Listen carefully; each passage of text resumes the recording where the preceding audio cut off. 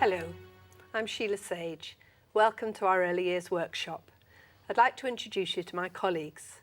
Jed Cotton, who's the head teacher of an infant school in Hove, to Diane Rich, who's an early years consultant, and Julie Thomas, who's an accredited childminder. And we've seen your bus journey. It was absolutely delightful. Yes, thank you. And you obviously had to do a lot of planning for that. Yes, Tell I us about did. that. We go out and about quite a lot as a childminder. Obviously, it's easy to do, down to the shops or the park, and buses pass us a lot. And obviously, they are very interested in them. So I felt that that was a good starting point, really, and needed to build that into my planning. Shall we watch that little bit of video? Yeah.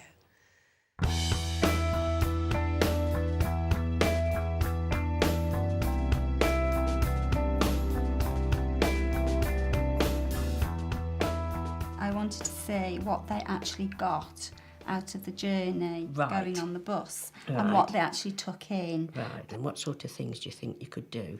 Well, I thought one way of extending it was possibly for them to engage in imaginative and role play. And you could do a craft activity, and that could be big boxes and for them to make a bus or whatever. Right, so that's to extend that. You can observe the children then, how they've used that experience of going out with the bus. They role play, That's a really good idea. So that could be quite a large box.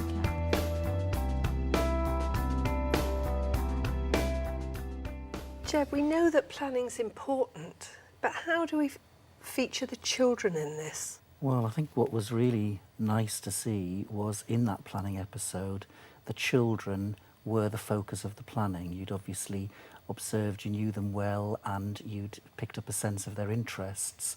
And then you were looking through the stepping stones to see where their interests could also give you opportunities to give them a range of experiences within the curriculum.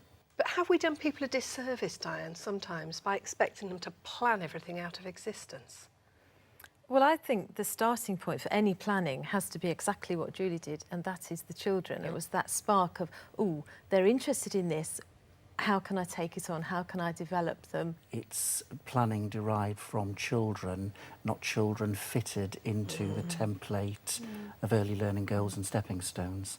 And I think that that's sometimes where people do feel sort of straitjacketed and squashed into a model that is not appropriate for the needs of very young children. Absolutely. But with all of that planning, you need to still have the resources, the free resources that you had out in the garden. Let's look at those.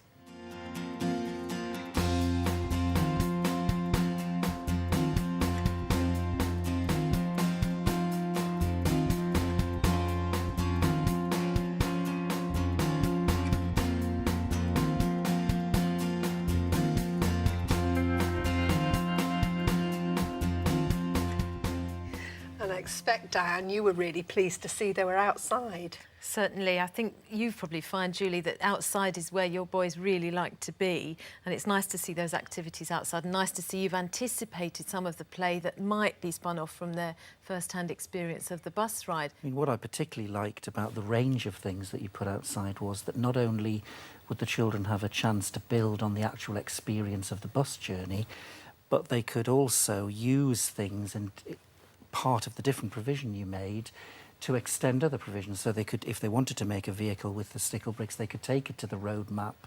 They might take it to the painting area and actually want of their own bat to paint a picture of it. And I think that sort of linkage or opportunities for linkage across a range of resources is really powerful. And what's nice is that within the resources you've put out, there's a lot of flexibility for those children. You're not directing them and saying you have got to make a bus or you've got to paint a bus or make bus tickets. They could paint anything they want. They could build anything they want. They could go to any space in the garden that they want. So you're supporting them, but not directing them. I think that's good. But I think the bus was so important to them, wasn't it? Let's go on the bus journey with them.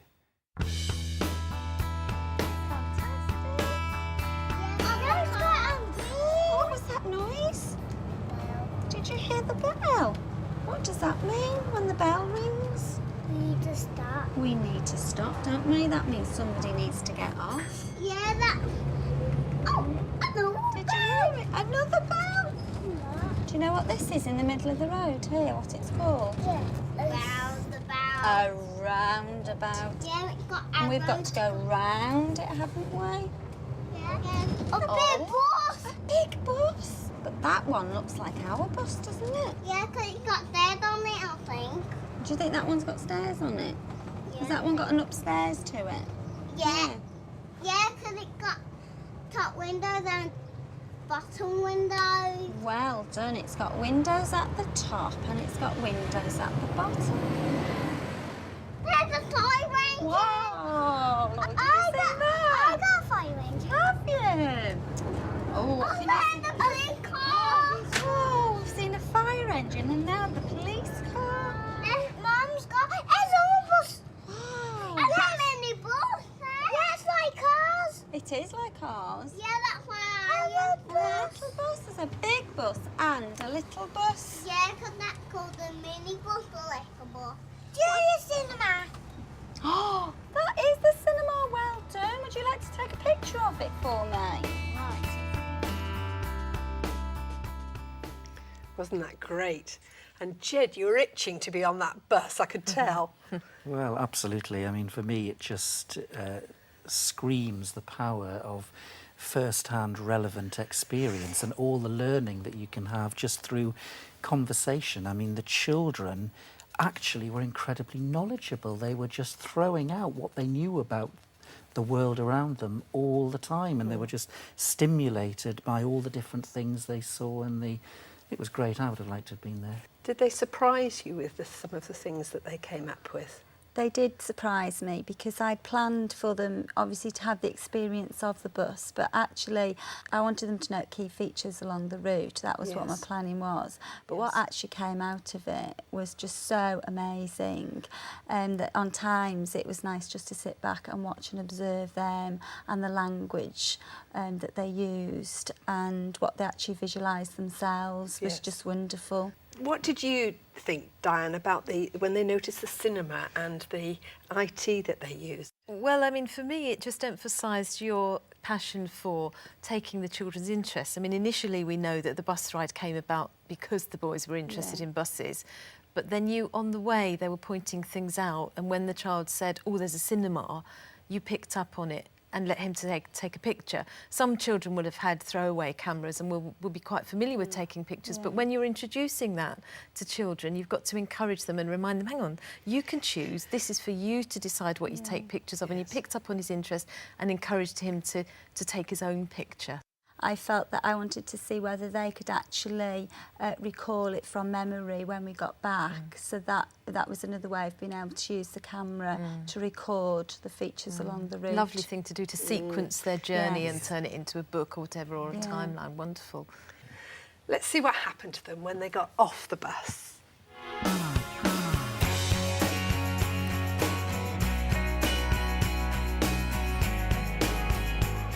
There's lots of numbers on here, isn't it? Do you know what these are? Yeah. These are the times of the buses. So Yeah.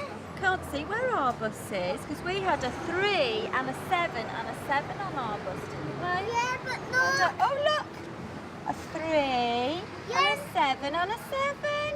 Yeah, big one on that That one. was our bus, wasn't it? Yeah, look. Shall we stand here and see if we can see some buses coming? Riley, what numbers are on those buses there?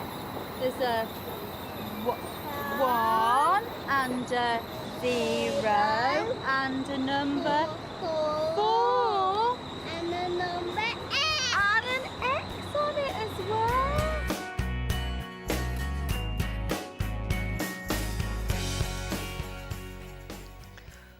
All that mathematical language in such a rich learning experience. And I think really it's nice to see them using number in context, Yes. authentic use of number.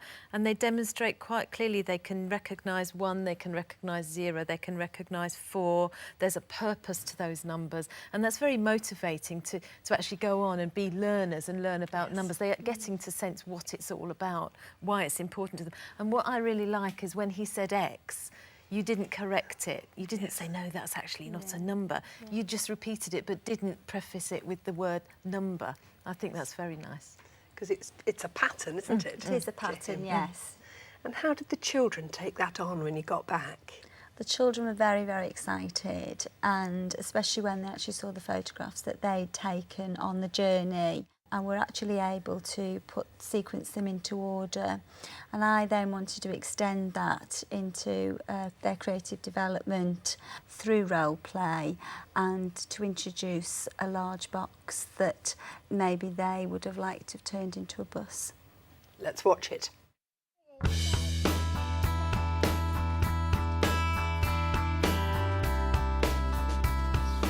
Oh, well done. We did, didn't we? We saw Tesco's. That's where Riley goes shopping with his dad. Then what did we see? What do you think that big box could be? A bus. Do you think it could be a bus? Oh, do you think we could make it look like a bus? Yeah. Shall we go and have a look? Right.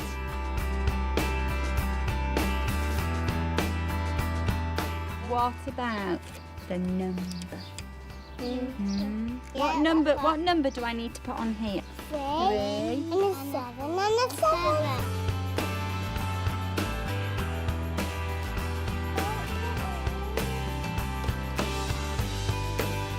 I want to go to the cinema, please.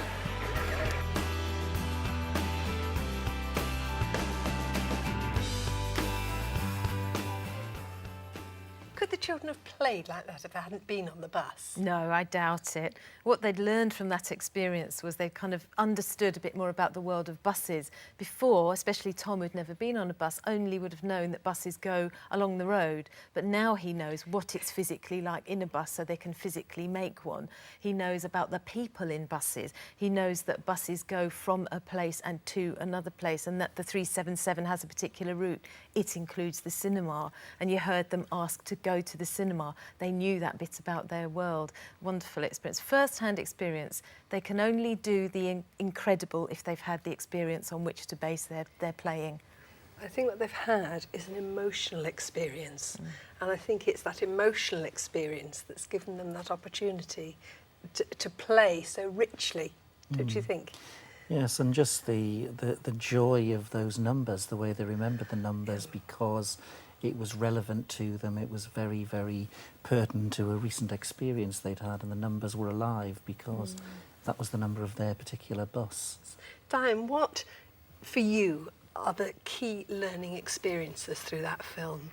Well, I think the key learning experiences for practitioners watching this are that it's important to tune into children and what their interests are and really build on that and let that inform your planning, which is exactly what you've done, Julie. That the experiences we give children should be first-hand experiences, and then from those first-hand experiences, the curriculum really becomes very rich for them, and what they can do is really wonderful as a result, as we've seen. Thank you, Diane. I hope we've given you lots of food for thought to use back in your settings. I'd like to thank the panel members, and especially to you, Julie Thomas, for letting us go on that wonderful journey with you. Please join us next time on Early Years Workshop. But for now, goodbye.